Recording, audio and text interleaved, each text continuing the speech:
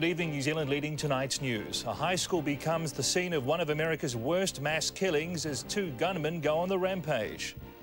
Calls for the tourism minister to resign after a highly critical report from the audit office. And the latest NATO attacks target a Belgrade high-rise connected to Slobodan Milosevic.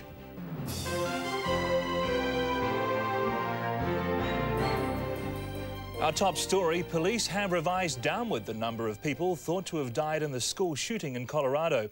Police now believe 15 or 16 people died after two heavily armed teenagers went on a bloody rampage. Police say the youths left more than a dozen homemade bombs at the school before killing themselves. Channel 9's Nick McCallum has the latest. It was just before lunchtime when two students wearing black trench coats and masks started spraying bullets throughout the school using a shotgun and a semi-automatic rifle. They also tossed what appeared to be grenades and pipe bombs. And then you could hear them laughing and running upstairs, and they were shooting anyone of color wearing a white hat or played a sport. And they didn't care who it was, and it was all at close range. He started laughing, saying that it was all because people were mean to him last year. Teachers herded students into classrooms, locking doors and barricading them with chairs. They then used mobile phones to call police. 4 separate SWAT units went from room to room, escorting groups to safety. One injured student held a sign up to a window read by a chopper pilot. It says, "Help, I'm bleeding to death." Another badly wounded boy made it to a broken window to gesture for help. He was rescued by police who climbed on top of an armoured vehicle. Eventually, police made it to the library, and what they found there horrified them. According to the local sheriff, there were piles of bodies, including those of the two gunmen who had apparently committed suicide. These girls escaped from the library and told of the carnage there. There was a guy at a table right next to us, next to me and her, and they just shot him and then walked away, and then he was just sitting there in a pool of blood. As well as the dead, at least 23 students and teachers were injured. Those students who got out unhurt were taken to a nearby school where there were many tearful reunions with parents. Police tonight released the names and photos of the two gunmen. They say Eric Harris and Dylan Klebold meticulously planned the assault. As they searched the school, police found at least a dozen explosive devices set as booby traps. They also blew up a car belonging to one of the gunmen after they found a bomb set to explode when a door was open. Tonight, students held memorial services for the dead. And to put the shooting in context, statistics released just last week show American children live in a violent and well-armed society. The Children's Defence Fund found that every day in America, 11 children under the age of 20 are murdered, and 237 children under the age of 18 are arrested for violent crimes. Here at home, Tourism Minister Murray McCully today admitted an error of judgment in the Tourism Board affair. But Mr McCully has told Parliament that's not a hanging offence and he will not resign. The Auditor General's report found Tourism Board payouts to former members were unlawful. It also said Mr McCully was not prudent. Here's political reporter Duncan Garner. A defiant Murray McCully. Nobody resigns. The Prime Minister is the $340,000, the taxpayers, the poor of Mr McCully, and you're going to stay there. Because those Michael Wall and Brian Mogridge got a little bit of hush money across the palm, $340,000. I was accused of political murder, and at the end of the day, I've had a parking ticket on the way through. Earlier, heading into Parliament, minutes after the Auditor General's report went public. There was an error of judgment on my part, and I accept that. I've taken my own advice on that. That is not a hanging offence for a minister. The error of judgment, not getting his own legal advice on resignation payments. Board Chairman Brian Mogridge received $200,000, Deputy Michael Wall $140,000. The report says Mr McCully wanted Mr Mogridge off the board, but it found neither the board nor the minister had the authority to make the payouts. It continues saying Mr McCully was aware of the payouts and the amounts. He denies knowing the details. Under scrutiny for months, even an offer to resign if his conduct was found to have fallen short. The Prime Minister is not going to have to ask for my resignation, sir. she will get it. This report really shows that the minister's got to resign. It's clear that there's nothing in the Audit Office report which requires a ministerial resignation. The report now recommends the Tourism Board try and recover the payouts. Others want Mr McCulley's resignation. The minister is derelict in his duty. The report is damning of him, and the Prime Minister should demand his resignation. Jenny Shipley should be responsible for her minister's performance. I have looked carefully at this report. All of the allegations that were made by the opposition have been found to be untrue. It is my impression that the minister is shown to be lacking considerably in accountability and responsibility. In this row, there's two versions, one from Tourism Board members, past and present, the other from Murray McCulley. The report makes no judgment as to who is right. Murray McCulley has no apology to make for putting pressure on a board he felt was not performing. But the pressure remains, and this row is far from over. Murray McCulley's critics are adamant. They claim there's enough in this report to force him to go. Duncan Garner, One Network News. Thousands of students who have had their allowances delayed for weeks finally got an apology today. Work and Income's chief admitted to a parliamentary select committee that the delays were unacceptable. But more than 3,000 students are still waiting for their money. Charlotte Glennie reports. The harsh reality of a student allowance that never arrived. The loans people came in and took my washing machine while I was at Tech. They also took a microwave which was in the kitchen here. Mariam was having trouble making ends meet. She'd been counting on her $170 a week student allowance, but that took nearly 2 months to arrive. In the meantime, the repossession agents came in and Housing New Zealand served her an eviction notice. Studying became almost impossible. You may not be eating for the next week, so you sort of have to change your mind to sorting out how you're going to find a way to get money to help you get through a week or the next week after that. Marian's been paid now, but 3,000 others like her haven't been. 2, 4, 6, 8. Student allowances come too late. Today, students taking their discontent to the organisation in charge of payments. The total processing time increased. Meanwhile, in the capital, an apology. I genuinely apologise to those students who have experienced difficulties through no fault of their own. WINZ admits it underestimated the task of handling student allowances. Meanwhile, it says it's waiting for evidence the 3,000 students are actually studying before they get their money. Charlotte Glennie, One Network News. In other news, 5 people are confirmed dead after the discovery of wreckage from the Cessna that went missing while on a scenic flight in Fiordland. The float plane crashed into the southern side of Mount Suta, just north of Lake Te Anau. John McDermott reports. The tail is just there. Police photos show the red Cessna markings that drew searchers to the wreckage site. Hard to see debris spread over half a kilometre. It appears that the aircraft has fallen down a sheer face and deposited itself into glacial ice at the bottom of a 3,000-foot face. Late today, the team sent in to bring out bodies had to abandon the recovery because of bad weather. Rain has really set in there now, clagged right in.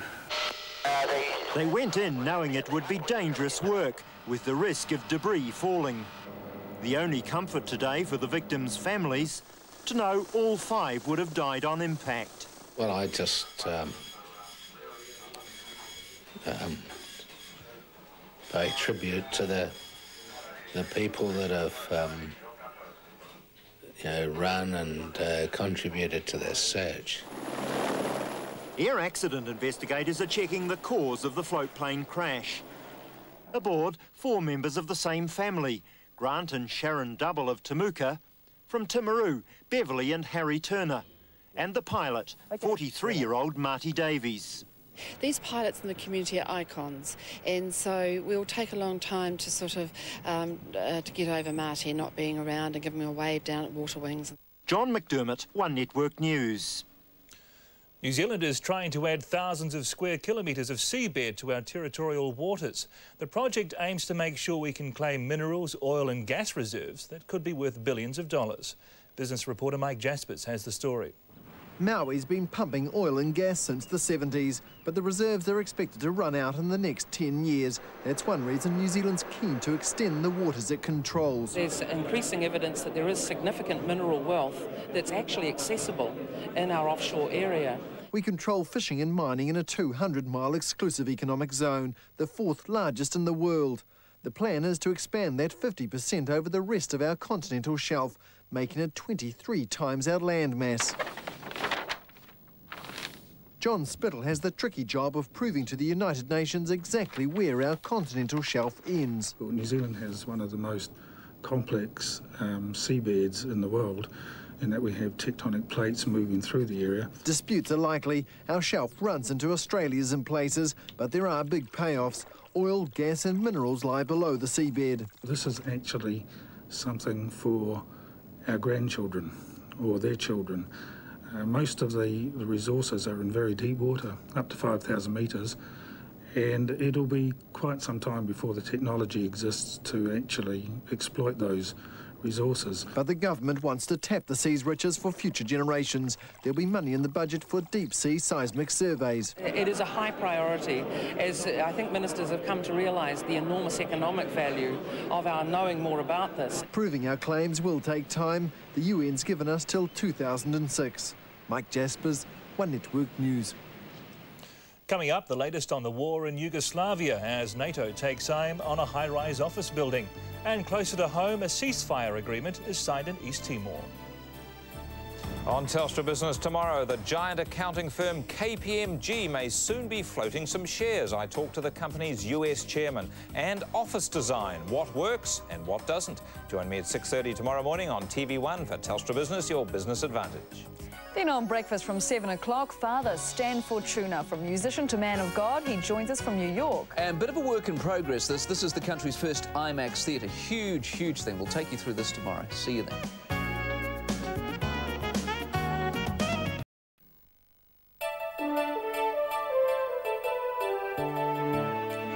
Welcome back. In world news, NATO has entered its 28th day of air raids on Yugoslavia. In the latest attacks, NATO has made a key hit, striking the offices of Slobodan Milosevic's ruling party. Channel 9's Lane Calcutt has the story. This was an attack on the heart of Belgrade. At least one missile striking the headquarters of Slobodan Milosevic's Socialist Party, the same building housing a radio and television station run by his daughter. At least 15 people were said to be inside the building at the time. With no sign of the air attack slowing down, there is mounting pressure now to bring in ground troops. We must be prepared to cope with all the changing demands of war, including, if that is what is required, the deployment of ground troops. Current Prime Minister Tony Blair is said to be seriously considering supporting such a move. In Albania, the military build-up is intensifying. So far, the focus has been on helping the refugees. The question being asked here is how and when will all this hardware being used for humanitarian aid be swung into a strike force? It is a question no one is answering. Still more questions are being raised over the NATO blunder, which killed dozens of refugees travelling in 2 convoys. This 15-year-old boy lost his family and suffered horrific burns. He claims, though, that after the attack, Serb police herded survivors into a nearby building, which itself was then bombed. Human rights workers say they have heard similar stories. While the teenager at least reached safety, hundreds of thousands of refugees still haven't, and tens of thousands are still unaccounted for. As the war in Yugoslavia escalates, there's new hope for peace closer to home. Warring factions in East Timor today signed a peace agreement in an effort to curb escalating violence. The pledge was signed in Dili by leaders of both pro-independence and pro-Indonesia groups.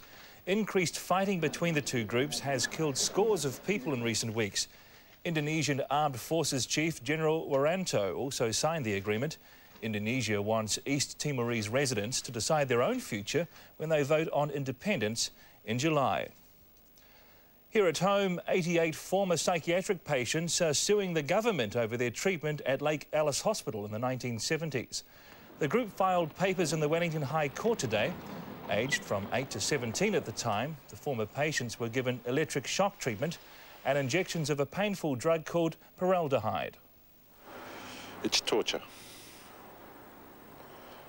And it is cruel. But the best word I can explain it, it was hell. The patients are suing the Health Ministry for an undisclosed sum for breach of trust, assault and battery, negligence and false imprisonment. The government declined to comment today on the court action. And in the last few hours, a dangerous psychiatric patient has been recaptured by Wellington Police. Katrina Reeves is in Kenepuru Hospital tonight after having been on the run for more than 2 days. She'd been reported missing from Porirua Hospital and is considered potentially violent. Reeves is the second patient to escape from Porirua's hospital secure unit in the last few months. Coming up, what to expect from tomorrow's weather and a clean bill of health for the egg. Latest research discounts the link with heart disease.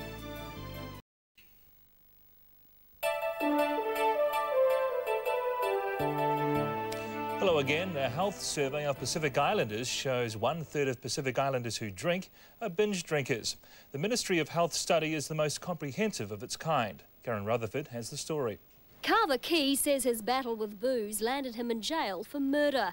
Now he's one of dozens of community workers trying to find ways to curb binge drinking in Pacific Islanders. I don't know what's wrong in the communication of that message, but somehow some people aren't getting it. Ministry of Health research shows the majority of Pacific Islanders don't drink. But of the 45% who do, more than 1/3 are binge drinkers. 1/3 of Māori drinkers also have a problem. 80% of Europeans also indulge, but just 1 in 5 of those drink to excess. Alcohol is certainly an issue of lifestyle, and the solutions are not in hospitals, they're not with doctors, they're actually within our community. Alcohol Liquor Advisory advocates agree it's young Pacific Island men who are most at risk. The growing number of domestic violence and sexual abuse and other criminal behaviour can be indirectly linked to alcohol abuse. The Ministry of Health now wants to teach church and community workers how best to identify and educate problem drinkers. It's quite different to be a Tongan woman than it is to being a Samoan young man, and the interventions and the issues will be different. And with music an integral part of Pacific Island culture, that's being seen as a way to push the anti-alcohol message to school children. Karen Rutherford, One Network News. Let's take a look at tomorrow's weather, and we're counting on some welcome rain for the parched ground of central Otago as a front takes heavier falls into the southwest ranges. Further north, a few drizzle patches clear, and it's mainly fine with the northeast breeze. There's a big high-pressure ridge draped over the north, so lots of sunshine, but the northeast flow takes cloud and the odd drizzle shower onto the northern coasts. More persistent rain in the south, though. Wet streets in Dunedin and in Invercargill and later Timaru. Coasters might catch a bit of drizzle, more fine weather for Christchurch with high cloud. Brilliant weather in the capital for Thursday and some harmless cloud over Nelson. That big ridge keeps it fine and settled in Wanganui and Palmerston North, highs well into the 20s. Cold night unfolds to a nice autumn day in Taupō, Gisborne and Hastings, cloud for New Plymouth. 20 and looking good in Hamilton, but the northeast flow gets some drizzle into Whakatane. And the same onshore breeze keeps it overcast with drizzle showers in Whangarei, Auckland and Tauranga.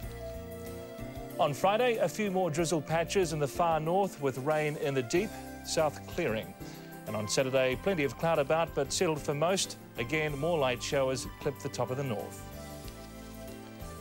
Finally tonight, good news for egg lovers. A new American study has found there's no link between egg consumption and heart disease. Researchers analysed the diets of more than 100,000 people for the last 8 years, and they found that eating 1 egg a day or 2 every other day won't hurt you. Eggs weren't really as bad as they had been made out to be, and this study provides the most direct evidence that the case against eggs has been overstated. Although high in cholesterol, eggs aren't high in saturated fat, which is the real villain when it comes to heart disease. Good news. That's our bulletin for Wednesday. One Network News returns tomorrow morning at 6:30 with Telstra Business. Breakfast starts at 7. From all the Tonight team, good night.